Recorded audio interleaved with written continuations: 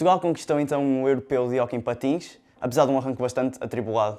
Humberto Ferreira vai falar connosco agora neste tema do dia. Humberto, queria-te perguntar antes de mais, o que é que mudou depois das 3 derrotas iniciais? Bom dia, Pedro. Acima de tudo, eu acho que mudou o foco dos jogadores.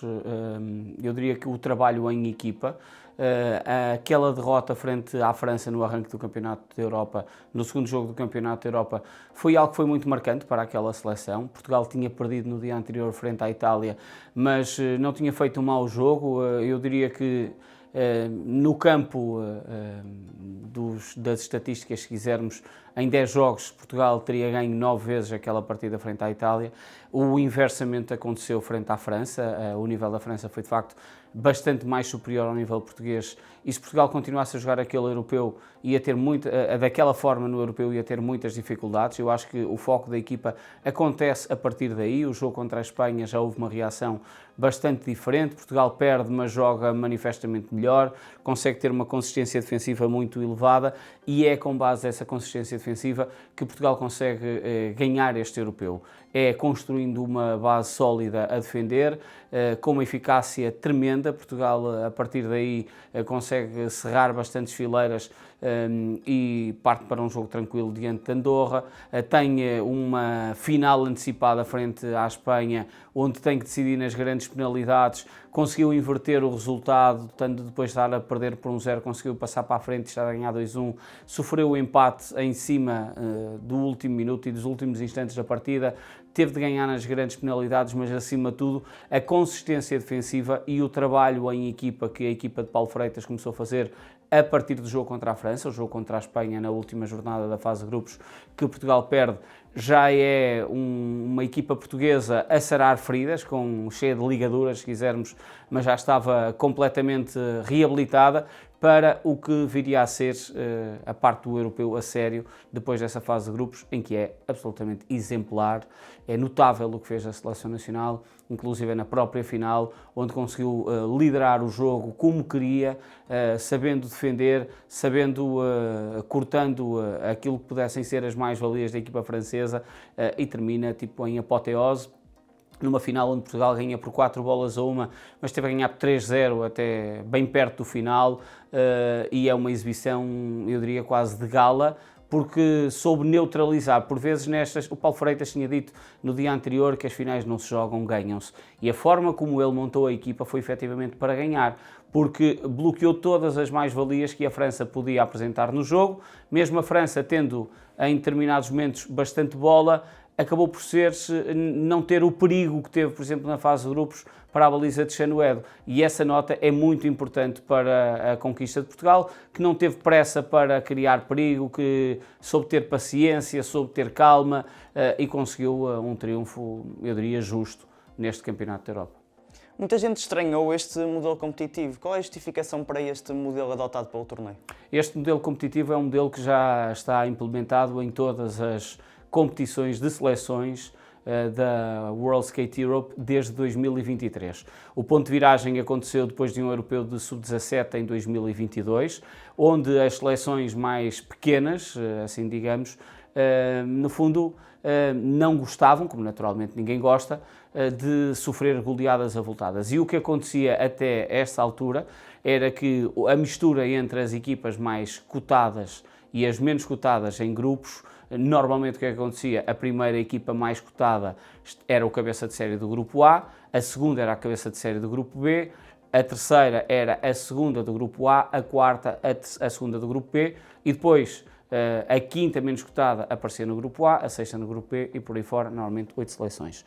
As duas equipas menos cotadas de cada grupo normalmente tinham uma decalagem muito grande para as outras seleções, e o que acontecia é que a diferença de golos era fundamental para encontrar um caminho até à final mais vantajoso, em que poderia evitar um adversário mais pesado. Normalmente, nesse período, a Itália estava um bocadinho melhor do que a própria França. Hoje em dia, esta geração francesa já equilibrou bastante as contas e há 4 seleções bastante fortes e todas elas candidatas a ganhar um europeu.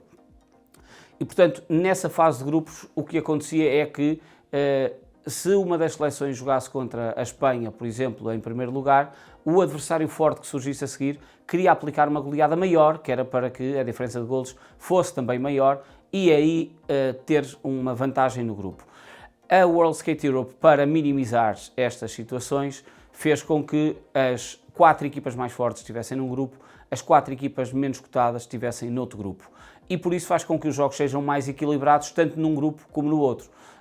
Deixou de haver grandes goleadas na fase de grupos e no fundo passa a haver, na teoria, um jogo mais desequilibrado, que é o jogo dos quartos de final, que pode até nem ser desequilibrado, uma vez que as equipas menos cotadas, a um jogo só, podem se transcenderem, podem conseguir fazer uma surpresa e também a equipa mais cotada, se quiser fazer algum tipo de gestão, consegue fazer de uma outra forma, em virtude depois das meias finais acabarem por ser jogos mais mano a mano do que propriamente um jogo dos quartos de final. E portanto nós vimos isso também neste europeu.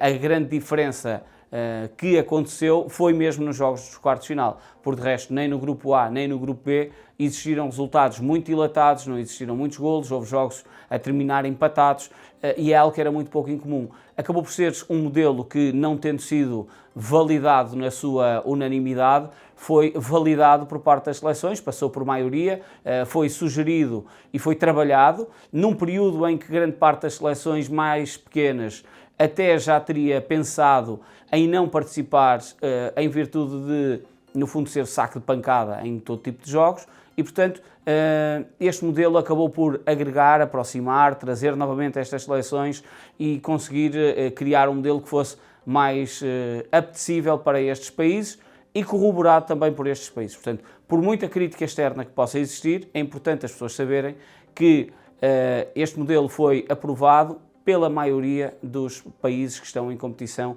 nos campeonatos da Europa. E surge também para dar um ranking para a participação do próximo campeonato do mundo. Por exemplo, não havendo rondas de qualificação, como acontece na maioria dos desportos, em virtude de haver menos seleções a praticar o hóquei patins, o europeu e o mundial não têm fase de qualificação nem para o campeonato da Europa nem para o campeonato do mundo.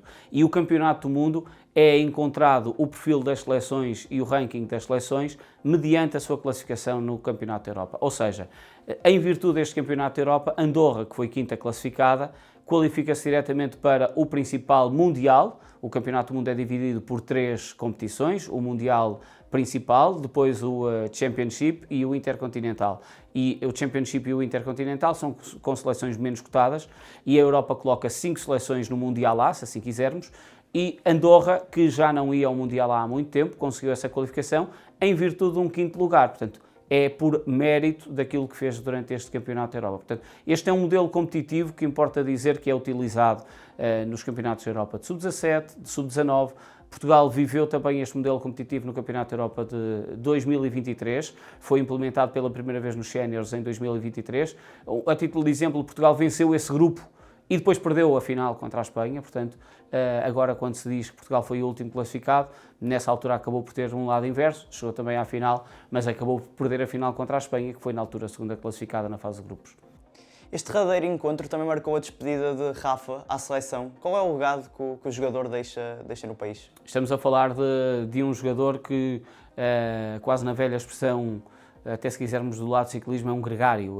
O Rafa é aquele jogador que todos os treinadores querem ter na equipa, mesmo sabendo que muitas das vezes vão ter muitas faltas, vão ter, se calhar podem não ter tantos golos, mas vão ter um jogador de uma entrega absolutamente inabalável e inegável.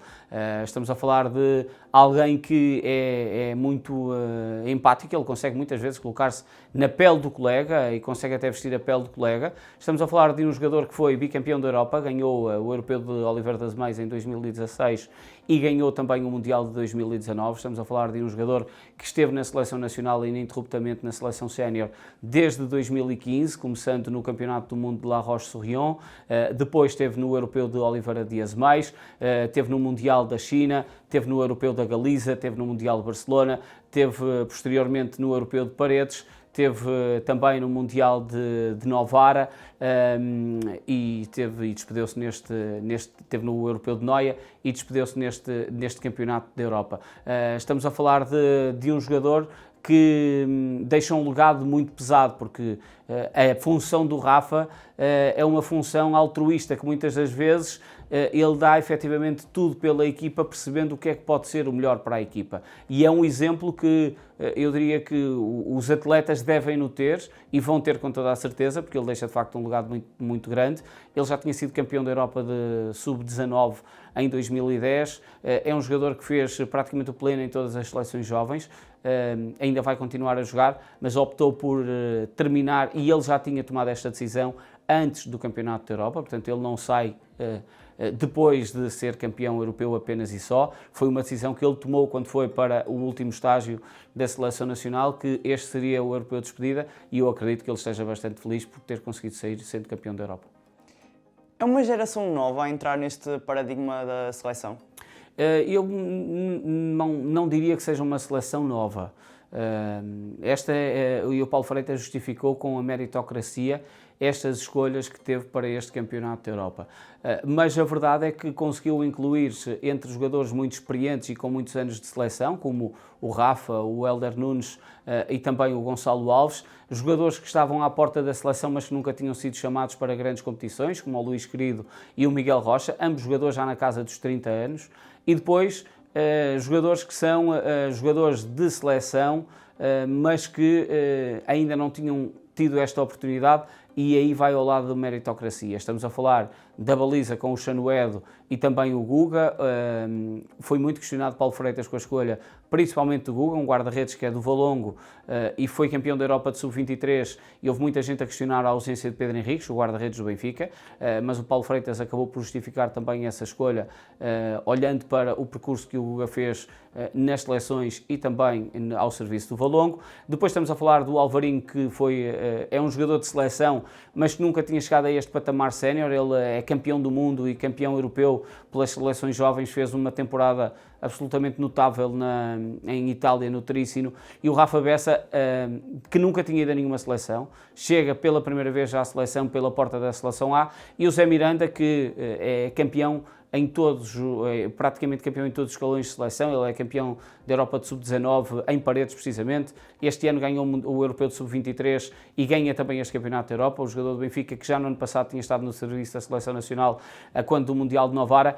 Há aqui muitos jogadores com uma franja de idade bastante nova, mas aqui o que importa relevar é que, mais do que ser uma geração nova, é uma demonstração por parte deste selecionador, que está de saída da Seleção Nacional, de que o trabalho e o percurso na seleção deve ser de facto por mérito e deve ser por aquilo que os jogadores foram desempenhando ao longo da temporada, em virtude até do grande número de jogadores selecionáveis que Portugal tem. A qualidade do campeonato português é grande, por muito que possam haver bastantes estrangeiros e as pessoas às vezes até questionarem, mas a qualidade do jogador nacional é alta. Sinal disso é que, por exemplo, este ano de 2025, Portugal conseguiu fazer pela primeira vez o pleno de conquistas em todas as seleções. Portugal é campeão da Europa de Sub-17, Sub-19, Sub-23 e também a seleção A. Portanto, há muita qualidade de jogador português a atuar em Portugal e esse é o melhor sinal de futuro que é dado também com estas escolhas no Campeonato da Europa, de que a mistura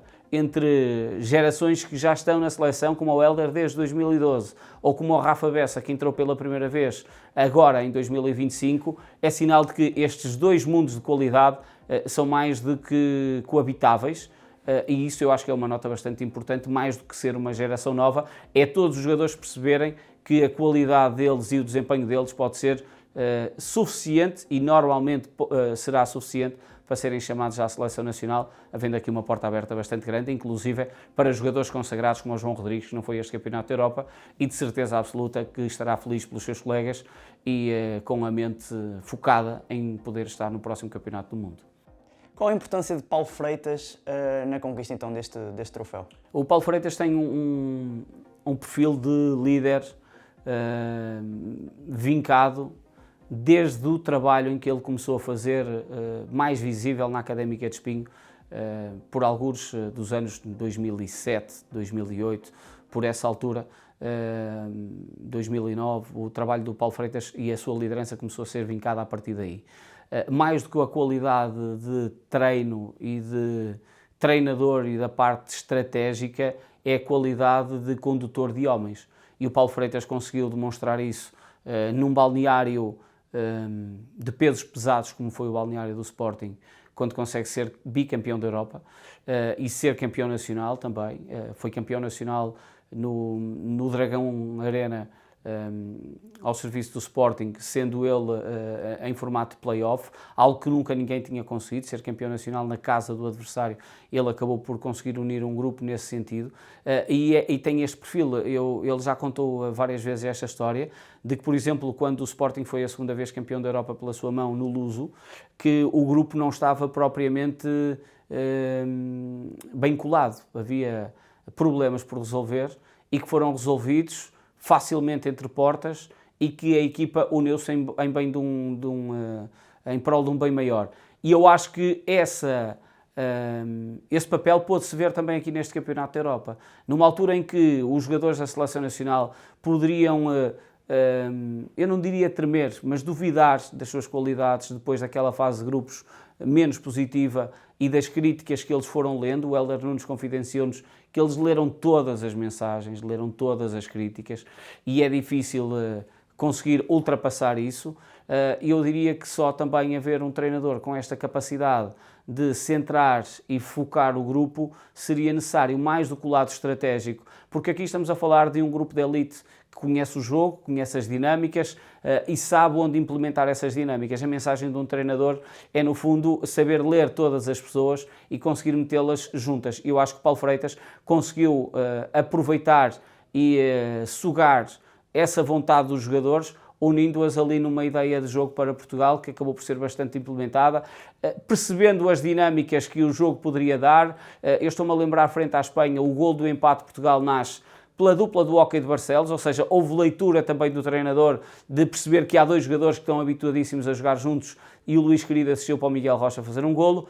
Nos dois derradeiros jogos e nos dois jogos mais difíceis da competição, ele utilizou uma dinâmica com 3 jogadores do Futebol Clube do Porto em pista desde o início e a dar muito ritmo ao jogo, e o Zé Miranda, que acaba estando sozinho, na virtude de ser o único jogador do Benfica, acaba por se encaixar bem nesse estilo de jogo de rotação alta e de 3 jogadores um bocado mais vagabundos e um outro para conseguir trabalhar mais o lado defensivo, ou cobrindo a zona mais retaguarda. Portanto, houve uma leitura muito inteligente por parte do treinador para o estilo de jogo e conseguiu passar essa mensagem aos jogadores, e os jogadores acabaram por acompanhá-lo nessa ideia. Portanto, há um mérito muito grande quando isto acontece do lado do treinador, principalmente por conseguir que os jogadores possam interpretar a sua ideia e colocá-la em campo. E, portanto, é uma saída pela porta grande de um treinador que tinha sido muito criticado por Portugal ter ficado em 4º lugar no último campeonato europeu, no último campeonato do mundo, perdão, no ano passado, mas que sai pela porta grande com o título europeu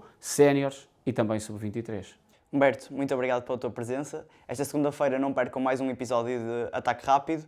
Fiquem connosco, fiquem com o 0-0.